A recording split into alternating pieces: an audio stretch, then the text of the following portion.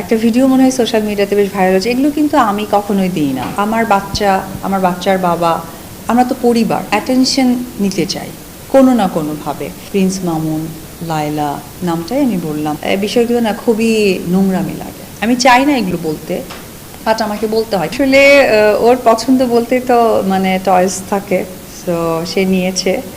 আর একটা ভিডিও মনে হয় সোশ্যাল মিডিয়াতে বেশ ভাইরাল হচ্ছে, এগুলো কিন্তু আমি কখনোই দিই না। এবং সোশ্যাল মিডিয়াতে আমি বেশ কিছু ভাইরাল মানুষদেরকে দেখি, যেমন প্রিন্স মামুন, লায়লা নামটাই আমি বললাম, তারপরে আমাদের বগুড়ার একজন আছেন হিরো আলম, তারা সোশ্যাল মিডিয়াতে অনেক ভালো অ্যাক্টিভ।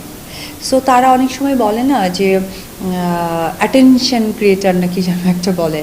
সো এইরকম না হয় কি, এই মানুষগুলো না অ্যাটেনশন নিতে চায় কোনো না কোনোভাবে। আরে আমার বাচ্চার বাবা, আমরা তো পরিবার, এখানে তো ভেদাভেদের কিছু নাই, বা এটা তো নতুন করে উড়ে এসে কিছু না, বরঞ্চ আমি প্রতিষ্ঠিত একটা জায়গা, সেখানে হয়তো বা নতুনত্ব সৃষ্টি করেছে।